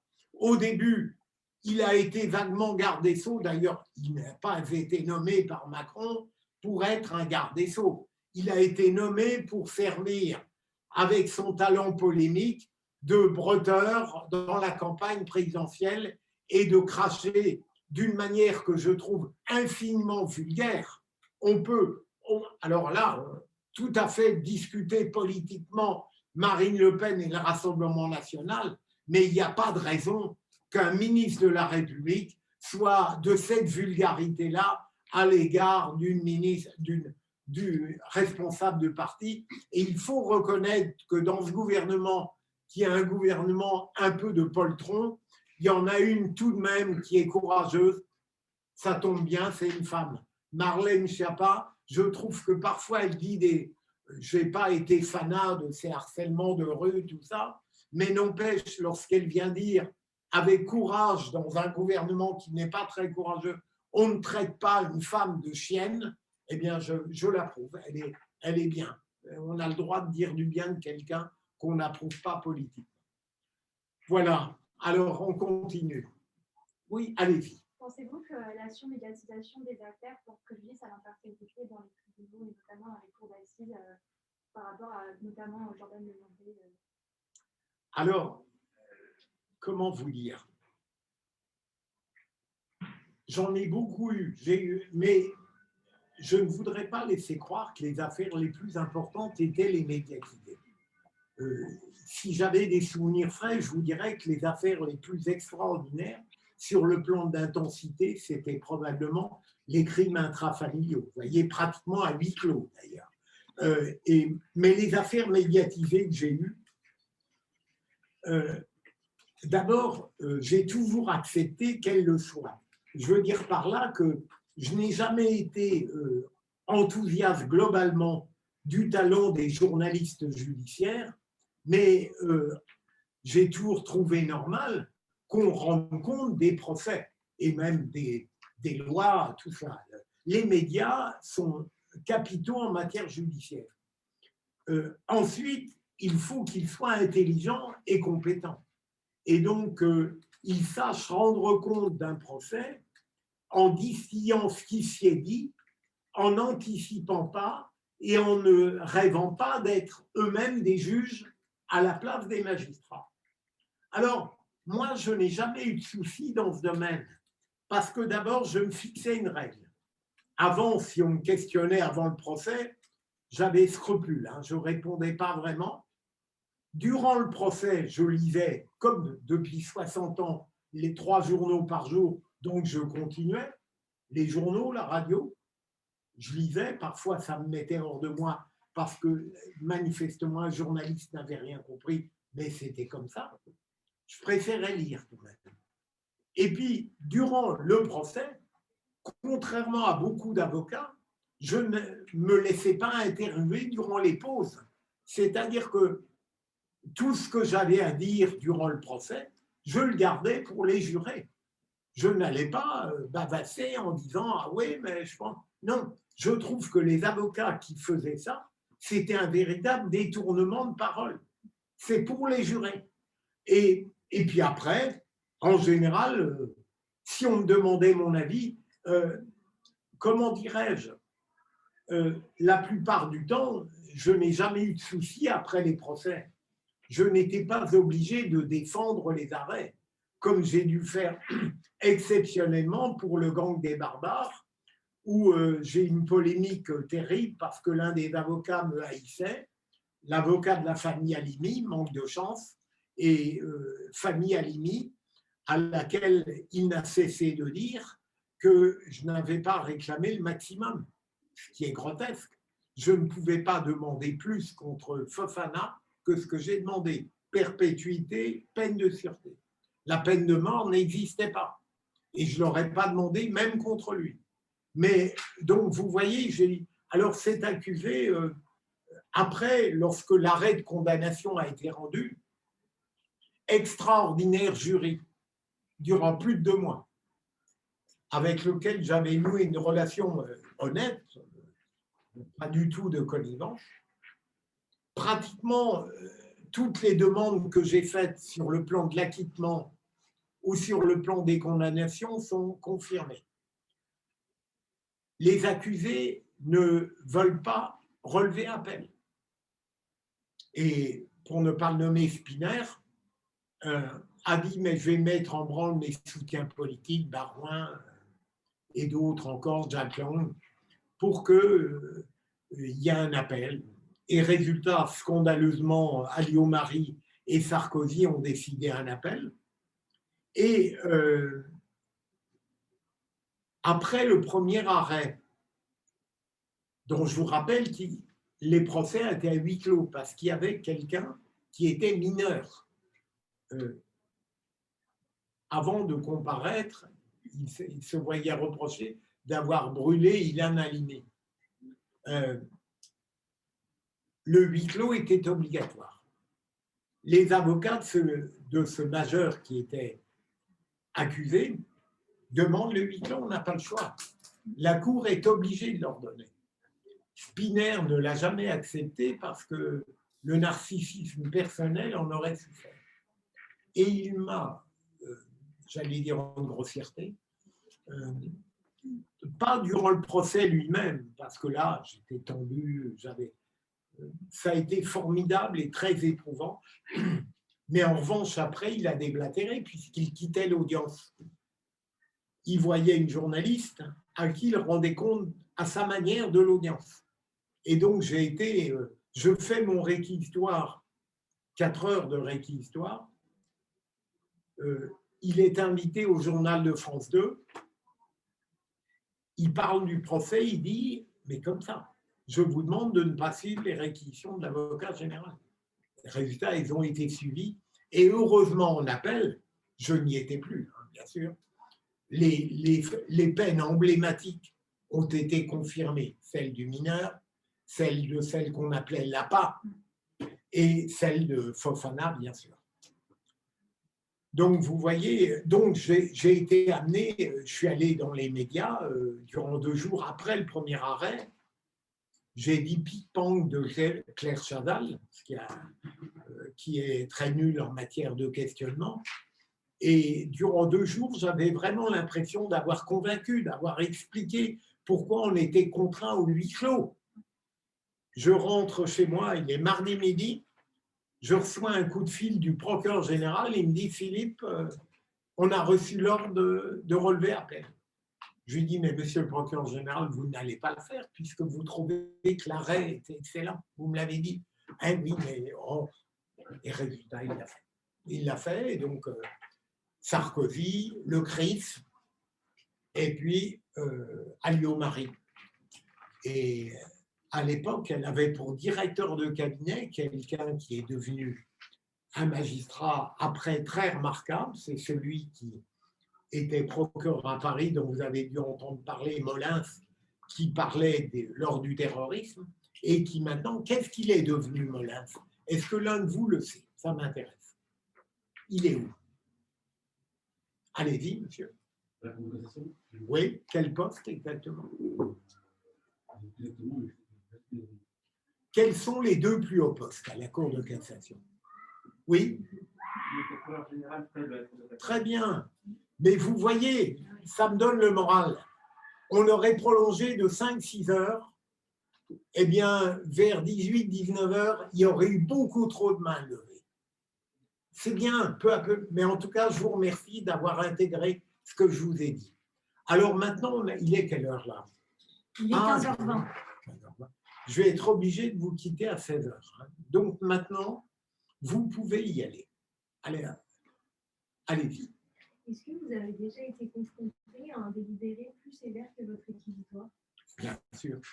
Alors, pas souvent, parce que j'ai toujours préféré être investi par l'orgueil de précéder que par la vanité d'être suivi. Et je suis sincère quand je vous dis ça. Hein. Autrement dit, j'ai toujours requis ce que je demande, ce que je pensais. Je n'ai jamais fait les calculs d'apothicaire, du genre, ah oui, je vais vous demander 20 ans.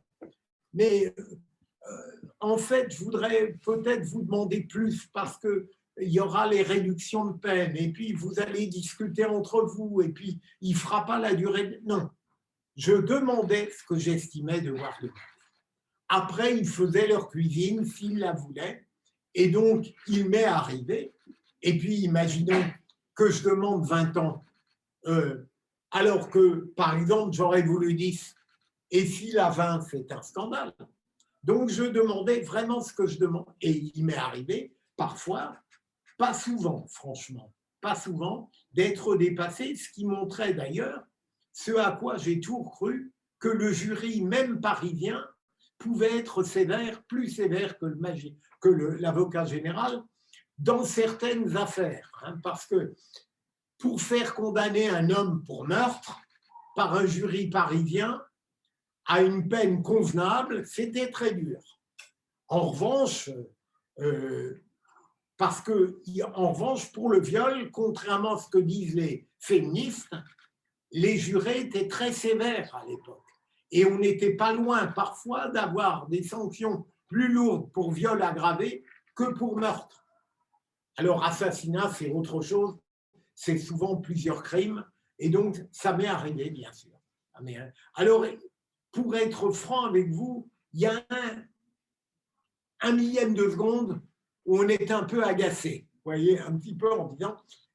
Et puis après, je me dis, contrairement aux avocats, si je n'ai pas été suivi, sinon à la lettre, ce qui compte, c'est qu'on soit suivi dans sa logique, vous voyez, eh bien, c'est peut-être, moi, j'ai commis une erreur. Et c'est comme ça qu'on... D'ailleurs, c'est une attitude que je crois valable dans la vie. Les autres ont parfois tort, mais il faut d'abord se faire passer en tribunal soi-même. Et donc, à partir du moment où on comprend, où je me dis, tiens, j'ai manqué quelque chose, j'ai eu par exemple le procès de celui qui a voulu tuer Jacques Chirac, Brunerie, j'ai une peine qui a été supérieure à ce que j'avais demandé, parce que j'ai compris que peut-être j'avais sous-estimé chez lui l'adhésion au groupe identitaire, vous voyez, et que j'avais trop axé mon réquisitoire sur la trajectoire presque universelle d'un jeune homme qui était déçu par une infinité de sentiments humains, déçu par sa famille, déçu par l'amour, déçu par les lectures, déçu par la politique. Et donc, c'était très passionnant comme parcours de pouvoir décrire ça, mais ça n'était pas par hasard non plus qu'il était aberrant, qu'il s'était agrégé ça, et que tout à coup, il avait envie d'entrer dans la gloire le 14 juillet en tuant Chirac. Vous voyez, là, j'ai négligé un élément, et tout naturellement, eh bien, ça a entraîné 2 années de plus pour lui. Le comble, c'est que je l'ai revu, enfin, il voulait que j'écrive une préface pour un bouquin, je l'ai lu, mais il avait encore plein d'acrimonie contre la prison, les surveillants, j'ai laissé tomber. Voilà. Il n'y a pas quelqu'un? Oui, pardon. Oui, je voulais vous poser une question un peu plus personnelle, peut-être. Quand vous étiez confronté à Émile Louis, des hommes comme Émile Louis, comment vous gérez vos émotions, par exemple quand vous rentrez chez vous, quand vous avez entendu pendant des mois, des jours, des mois, des débats odieux, des faits odieux, comment vous gérez quand vous rentrez chez vous, par exemple? Vous avez remarqué, j'espère, que j'ai le cœur sec. Et donc, vous voyez, j'ai toujours considéré, contrairement à tous les magistrats, que la qualité fondamentale dans toutes les matières juridiques, du contentieux, aux assises également, c'était l'intelligence. Alors, je ne veux pas dire par là que la sensibilité n'a pas de prise. Je veux dire que c'est une alliance, c'est fondamental. Je n'ai jamais, par exemple, pleuré aux assises. Je ne le dis pas en me moquant, hein, parce que vous le dites très bien, j'ai connu des affaires où j'ai vu le président pleurer. Hein. Quant aux jurés, je les comprenais, mais ça m'agaçait un peu, vous voyez, parce que je leur disais, bon, vous avez pleuré, vous avez compris l'émotion, mais maintenant, vous allez devoir réfléchir. On ne choisit pas la peine avec émotion. Hein. Et donc, je n'ai jamais, comment vous dire, à partir du moment où je m'investissais totalement dans le procès, où, comme je l'ai dit tout à l'heure, c'était la continuation de ma vie personnelle, où j'avais le sentiment pendant longtemps que lorsque je retrouvais la vie ordinaire, elle était fade, je n'ai jamais eu de problème. Et j'ai toujours bizarrement aimé le sombre de ces obscurités-là. Vous voyez, au fond, c'est un univers, vous le dites très bien, de l'extrême. Voilà, même si le crime est banal, je veux dire, il n'y en a aucun véritablement de banal. Mais il y a des crimes à la limite que on pourrait appréhender plus rapidement que d'autres. On pourrait même parfois faire un plaidé coupable. Et il y en a d'autres, évidemment. Je parle de Brunerie, je parle de Gang des Barbares, d'Hélène Castel, si ça vous dit quelque chose. Une femme qui est arrêtée 3 jours avant qu'il y ait la prescription de la peine là-bas au Mexique. Il y a François Besse, le lieutenant de Mérine, des procès extraordinaires, rares ceux-là, parce qu'ils étaient faits non pas contre l'accusé, mais en quelque sorte, ils étaient faits avec lui. Vous voyez, François Besse, la première, ou l'assassin de Bousquet, Didier, on veut en faire son avocat, mon ami malheureusement décédé, Thierry Lévy, veut en faire un procès politique contre Vichy. Je demande à Didier, est-ce que vous regrettez l'assassinat? Il me répond oui. Ben ça y est, on n'est plus dans le procès politique, on redevient dans le procès ordinaire. Et donc, c'est des procès qu'on fait avec eux, parce que précisément, ils ont une maîtrise du langage. Et donc, à la limite, par moment, je me dis, il n'aurait même pas été nécessaire que je requière. Vous voyez, on était presque d'accord à la fin des débats eux-mêmes, et j'étais d'accord même avec l'avocat, par exemple, de François Besse, qui j'espère n'a jamais tué, qui était beaucoup plus intelligent que Mérine, et qui, durant plusieurs mois, on a fait baver. Et, pardon, je reviens, à Besse, je lui demande, vous reconnaissez tous les crimes, parce qu'il avait disparu durant à peu près 20 ans. Il avait accumulé des choses. Il avait un arriéré criminel considérable. Je lui dis, vous reconnaissez tout? Il me dit, oui, non seulement je reconnais, mais je mets en cause je dirais, la manière dont la classe intellectuelle de l'époque a considéré notre subversion criminelle comme de l'héroïsme, parce que vous n'étiez pas né, mais c'était pas loin de dire ce sont des Robins des Bois, des gens qui veulent détruire la société, et les crimes, c'est un moyen de le faire.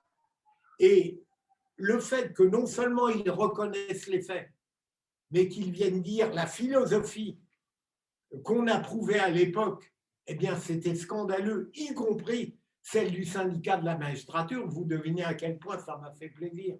Moi qui ai écrit un bouquin contre le mur des cons, eh bien, c'était formidable. Et ça, c'est des procès, il y en a 4-5, pas beaucoup, que j'ai pu faire avec eux, non pas contre eux. Et parfois, je vais vous dire la vérité, je considérais que la présence du président était superfétatoire.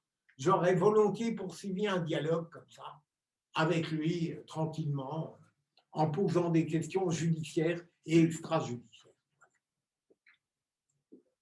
Oui, allez-y. Moi, je voulais savoir, est-ce que vous avez soit regretté ou avoir eu la sensation peut-être de vous être trompé après une affaire pour une quelconque raison? Alors, j'espère n'avoir jamais mis la main dans une véritable erreur judiciaire. Là, je crois que je peux être affirmatif. Je n'ai jamais fait condamner un innocent.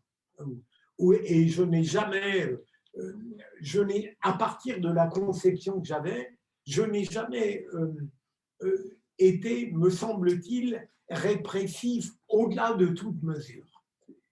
Alors, en revanche, j'ai commis 2 à 3 erreurs d'analyse, d'interprétation. J'ai évoqué celle de Brunerie tout à l'heure, mais par exemple, j'en ai commis une autre, mais qui en définitive a eu des effets bienfaisants. Là aussi, vous êtes trop jeune. Dans les franges du défilé du Front National à l'époque, le 1er mai, un homme avait été jeté à la Seine. Brahim Bourham, il s'appelait. Et il y avait une altercation. Un skinhead l'avait jeté dans la Seine, il ne savait pas nager. Et on en a interpellé 4. Ils se sont trouvés les 4 aux assises. Manifestement, depuis des mois, on voulait en faire une affaire politique gigantesque. Le Front National, le service d'ordre du Front National, donc c'était le procès politique qui était attendu. Il suffit de voir les 4 accusés dans le box, et en particulier celui qui a jeté Brahim Bourham, pour comprendre qu'on a 4 pieds nickelés qui ont commis tout de même le pire. Le gars est mort, hein, clair. Mais on n'est plus non plus dans le procès politique. J'avais un président qui était bien le matin, mais qui, à partir de 14 h, revenait de déjeuner, il avait picolé, et donc une sorte de vanité le possédait. Vous voyez, on sentait, je l'évoquais, le personnage prenait le pas sur le professionnel. Il voulait à tout prix son procès politique. Eh bien, j'arrive au moment de mon réquisitoire. J'ai une multitude de parties civiles, les ligues diverses et variées. Si j'étais allé au bout de l'honnêteté, j'aurais dû dire, ça n'est pas un meurtre. Lorsqu'il est poussé dans la Seine, il ne veut pas le tuer. Il ne sait pas qu'il ne sait pas nager. Ce sont des coups mortels. C'est des coups et blessures volontaires ayant entraîné la mort sans intention de la donner. Mais, à cause de cette noria de partie civile, à cause du sentiment que j'avais déjà d'avoir privé un certain nombre de journalistes du procès politique, qui ne tenaient pas debout. C'était un crétin absolu, le mec. Mais il pouvait tout de même être au Front National, je ne le discute pas. Mais il était venu dans les fronts. Eh bien, je développe la thèse qu'en réalité, c'est bien un meurtre. Et il est condamné pour meurtre. Mais, comme en pratique criminelle, les différences de la part des jurés entre le meurtre et les coups mortels étaient souvent infinitésimales. Il est condamné à une peine, après une excellente plaidoirie de son avocate, qui peu ou prou est celle que j'aurais également requise. Mais pour vous montrer que là, j'ai succombé à la fois lâchement et pas. Quoi. Vous voyez, il y a peut-être d'autres exemples où j'ai pu commettre des erreurs d'analyse, vous voyez, mais sans vouloir me rengorger, j'essaye d'être honnête. Il y a l'affaire Brunerie dont je vous ai parlé, il y a le gang des barbares. J'ai pu, dans le débat, avoir des phrases maladroites, c'est tout à fait possible. On sent que c'est une affaire qui vous a marqué quand même. Ah ben, plus que les autres. Non, mais j'en ai connu simplement de l'extérieur, on projetait un regard sur elle qui voulait en faire la plus grave de toutes celles. Malheureusement, l'inventivité criminelle est sans limite. Et on dépassera demain Fourniret. Hein. C'est déjà un sommet. Hein. Et donc, alors là, c'est peut-être ce qui a donné à ma nature une tonalité un peu pessimiste, j'espère, pas cynique. Hein. Pas cynique, parce qu'on ne peut pas être magistrat si on ne croit pas un tout petit peu à la nature humaine. Je crois que certaines personnalités sont irrécupérables. Et je suis contre la peine de mort, hein, je le répète. Mais je sais que si j'avais été trop faible, si un jury avait été trop cool, comme Macron avec Carlito et McFly, eh bien, je crois que j'aurais vu cet accusé ressortir et recommencer. Et je vais vous choquer, il aurait été gravement coupable, mais en même temps victime de ce qu'il est. Quoi. Et je ne parle pas simplement de la criminalité sexuelle. Hein. Je parle d'un certain nombre de criminalités. J'ai vu des gens, j'en ai 4-5 dans la tête, qui ont commis des crimes atroces et dont je sais que je les voyais à l'audience. Je les ai vus lors de l'audience civile. J'ai appris leur comportement en prison. Il n'était pas... Alors, ils sortiront un jour. Hein. Fofana, il sortira un jour. Fofana, il fait le pardon pour mesdames la grossièreté, il fait le bordel en prison, mais c'est un crétin, je veux dire, c'est un imbécile qui croit qu'il fait de l'idéologie. Je dirais, c'est le Vergès du très pauvre, si j'ose dire, vous voyez. Et donc, il sortira un jour, lui aussi. Fourniret, le problème est réglé. Mais vous voyez, il est évident que à un moment donné, un reproche que je fais à Badinter, qui paraît-il est la grande conscience de gauche, c'est que l'abolition de la peine de mort, on la doit à Mitterrand, qui pourtant l'avait beaucoup pratiquée sous la 4e République, mais après tout, on a le droit de se repentir. Mais en même temps, comment vous dire, cette peine de mort, Badinter nous avait promis une vraie réclusion criminelle à perpétuité. On peut l'avoir, hein, dans certains cas, rarissime, rarissime. Mais je pense que si on l'avait eu, je trouve que le peuple français a été frustré d'un débat, d'un vrai débat sur la peine de mort. Il était peut-être difficile à mettre en œuvre, hein, sans démagogie ni vulgarité. Hein. Mais je pense que lorsqu'on n'offre pas à un peuple toutes les données d'un débat et qu'on semble privé de l'honneur de pouvoir en parler, de manière régulière, on voit revenir des pulsions de peine de mort. À chaque fois que vous avez un crime atroce, vous avez bien sûr des gens qui sont... Le hasard a fait que j'ai dû faire un entretien très long parce que le barreau de Lille va faire quelque chose pour les 50 ans de la peine de mort. Et c'est sûr que ça revient régulièrement. Et ça n'est pas...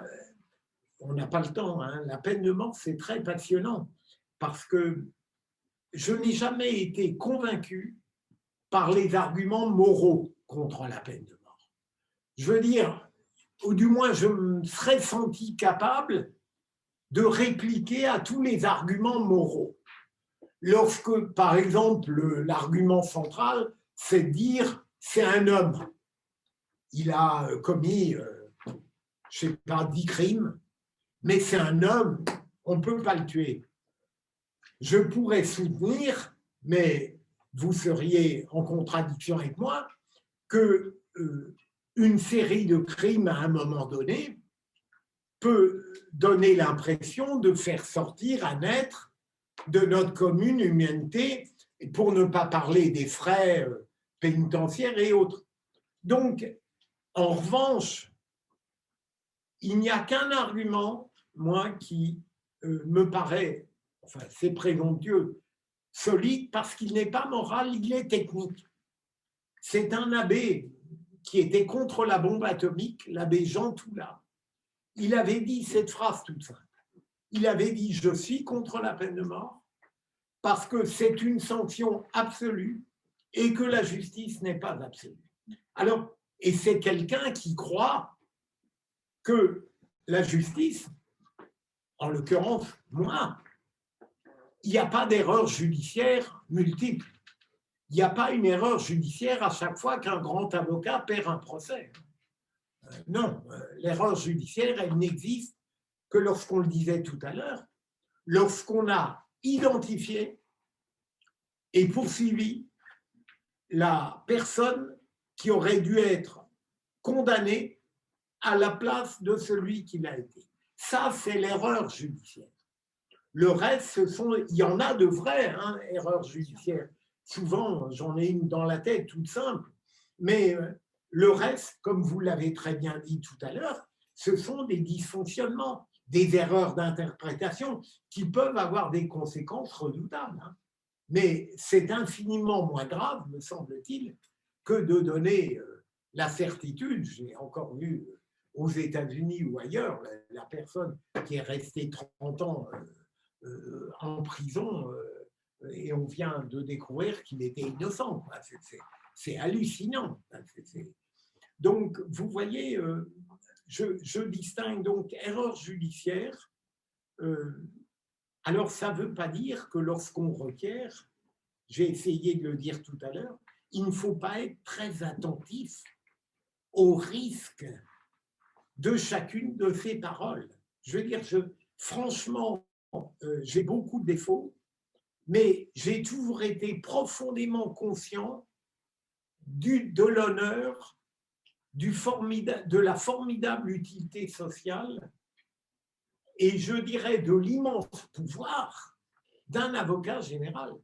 Vous vous rendez compte, durant 15 jours, j'étais celui qui donnait sa vérité au peuple français et quand il avait réussi le premier procès, était d'une certaine manière cru sur parole pour tous les autres. Et c'était un avantage considérable que j'avais sur les avocats, qui eux venaient de manière distincte dans chaque affaire.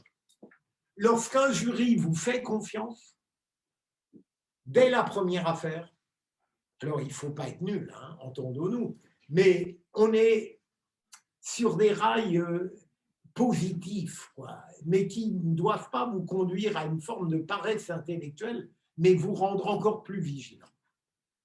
Il est moins 14, maintenant on va avoir les questions à la fin les plus fulgurantes, c'est classique. Alors, allez, vous permettez, monsieur, qu'on demande à ceux qui n'ont pas encore, après je reviendrai vers vous, allez-y, je pense à vous. Allez. Pour parler des réquisitions, vous avez dit tout à l'heure dans vos propos que lors d'un procès, le réquisitoire d'un avocat ne doit pas être trop long. Oui. J'aimerais savoir pourquoi. Et secondo, est-ce que l'avocat de la défense peut utiliser cela pour une éventuelle tactique de défense? Je n'ai pas compris la fin, pardonnez-moi. Avocat de la défense? Au cas où le réquisitoire de l'avocat général est trop long, ouais. Est-ce que l'avocat de la défense peut le soulever pour… Bon. Alors, pourquoi je parle de pas trop long? D'abord parce que malgré les apparences, vous voyez, je monologue depuis 2 heures, je ne suis pas long dans la vie.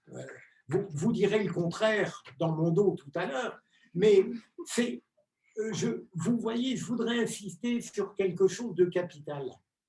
On est long lorsque la pensée n'est pas précise. Vous voyez, j'ai remarqué, et lorsque la pensée est claire, eh bien, et que le langage est à la hauteur, vous pouvez, bref. Et donc, pourquoi j'ai toujours pensé qu'il ne fallait pas dépasser une demi-heure, 3/4 d'heure, c'est qu'en réalité, lorsque vous maîtrisez le langage, vous devez être capable de restituer dans votre discours avec force et fulgurance toute la complexité que vous n'avez pas dû perdre dans votre esprit. Très souvent, ce qui se passe, et c'est le grand problème de l'éloquence, et moi, je ne parle pas d'éloquence, je parle de parole, c'est que, en général, les discours, lorsqu'ils expriment ce qu'ils ont élaboré dans leur pensée, ont chassé tout ce que le sujet avait de complexe et n'offre au fond qu'une sorte de plan détaillé et sommaire, et donc le discours perd beaucoup de sens. Mais le tour de force, c'est de réunir en une demi-heure, 3/4 d'heure, par la qualité de la pensée et du langage, la complexité que vous avez nourrie dans votre cerveau avant de vous lancer dans l'espace du discours. Et un grand avocat dont vous avez entendu parler, Henri Leclerc, avec lequel j'ai beaucoup parlé, me disait en gros, et il le respectait à peu près, il ne faut jamais dépasser une demi-heure, 3/4 d'heure. Au bout de 3/4 d'heure, et vous avez été les uns et les autres très vaillants, puisque vous avez démenti ce précepte, au bout de 3/4 d'heure, l'orateur s'épuise et le public se lasse. C'est clair. Et c'est pour cela que j'insiste sur la qualité du langage. Par moments, je vous ai secoué d'une manière très grossière. Je ne sais pas si c'est parce que je suis un sale type ou si c'est parce que je voulais éviter que vous vous endormiez. C'est très important. Vous voyez, pour faire un discours, il faut savoir être écouté. Et un grand discours, quel qu'il soit, c'est d'abord un discours qu'on écoute. Parce que tout simplement, on le sent dès la première phrase, valable, comme on sait tout de suite qu'un roman est bon dès la première phrase et dès la dernière, bien sûr. Alors, une demi-heure, 3/4 d'heure, c'est très bien si vous le pouvez, parce que ça vous oblige à une opération de synthèse, à un exercice, si possible, talentueux, qui vous permet de rassembler tout ce que vous devrez dire en n'ayant rien éludé de la complexité de votre pensée. Et l'avocat peut bien sûr dire « Ah ben l'avocat général est trop long », mais ça peut être très dangereux, vous savez, si lui-même est terriblement long. Non, je crois qu'il vaut mieux, non, ça dépend des affaires, il vaut mieux éviter, j'allais dire, ce qui relève de critiques un peu personnelles, qui relèvent de la périphérie technique.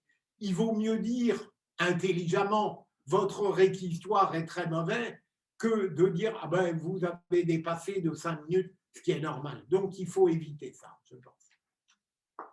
Peut-être une dernière question. Déjà, Amandine? Regardez, je crois qu'il est bientôt l'heure. Non, dans 7 minutes. 7 minutes, super. Allez-y. Pardon, je vais boire la bouteille. Comment expliquez-vous les relations entre les magistrats et les avocats? Ces relations qui nous disent être exécrables depuis quelques mois. Et quelles solutions vous pouvez... Depuis longtemps. Hein. Peut-être des années. D'abord, on n'exerce pas le même métier. Il y a des avocats brillants. Hein. Moi, je trouve que c'est un grand métier. Hein. Les avocats ont pris beaucoup d'importance. Médiatiquement, ils étaient très présents. Ils se sont longtemps considérés comme les rois de la parole, comme ceux qui dominaient. Aujourd'hui, évidemment, ils tiennent le haut du pavé politique. Les magistrats ont repris de la vigueur, même si malheureusement, je trouve qu'on a un syndicalisme judiciaire qui est catastrophique, corporatiste, qui ne parle que des moyens et qui à aucun moment ne sait défendre les pratiques judiciaires lorsqu'elles le méritent. Et Dieu sait que j'en dénonce beaucoup d'autres, hein, il faut être clair. Donc, malheureusement, de la même manière que je n'imagine pas demain un rapport apaisé entre la magistrature et la police, trop souvent à cause de la magistrature, eh bien, je dirais que les rapports sont exécrables entre magistrature et barreau, mais qu'on peut enquister cette crise dans le cas de personnalités elles-mêmes très caractérielles. Je ne suis pas persuadé qu'avoir nommé une avocate à la tête de l'école de la magistrature soit un cadeau qu'on fait à la magistrature. En revanche, lorsqu'on nomme un ancien procureur général à la tête de l'EFB, là, c'est un cadeau, ça n'est même pas un cadeau, parce que lui, malheureux procureur général, je ne vois pas ce qu'il va pouvoir apprendre comme pratique et philosophie judiciaire aux avocats. Ils vont rester dans leur conception. En revanche, à l'ENM, l'avocat peut induire une vision de la vie judiciaire qui est totalement discutable. Alors, ce qu'il faut, me semble-t-il, pardon d'en revenir de nouveau à un repli sur soi, je pense que la solution, comme dans beaucoup d'autres sujets, c'est tout simplement de se dire qu'on est dans l'univers judiciaire, qu'on soit avocat, qu'on soit magistrat, qu'on soit policier ou autre, comme une sorte de personnalité qui doit sauver sa peau, être intelligent, sensible et tenter de concilier quelque chose qu'on trouve rarement, mais qui renverra à cette culture antique dont je souhaite que vous l'ayez, c'est-à-dire un mélange de Créon et d'Antigone, c'est-à-dire la pureté des principes et l'efficacité opératoire. Au fond, c'est être soi-même, tenter d'être soi-même le plus remarquable possible. Et comme ça, si chacun se fixe cette règle-là, eh bien, mon Dieu, on peut espérer que le concert de toutes ces excellences, où qu'elles soient, eh bien, donne un bon résultat. Ce n'est pas si pessimiste que ça, hein, comme conclusion. Vous voyez, vous n'avez qu'une règle à respecter, devenir exceptionnel. Il n'y a pas de problème, je sais que vous y arriverez. Et si on avait continué, j'aurais eu encore plus de questions. Je ne vous ferai qu'un reproche, vous avez démarré un peu tard. Philippe Bilger, merci infiniment d'être venu à la rencontre de nos étudiants. Ça a été un réel plaisir, très enrichissant. Et je pense qu'on peut vous applaudir. Merci.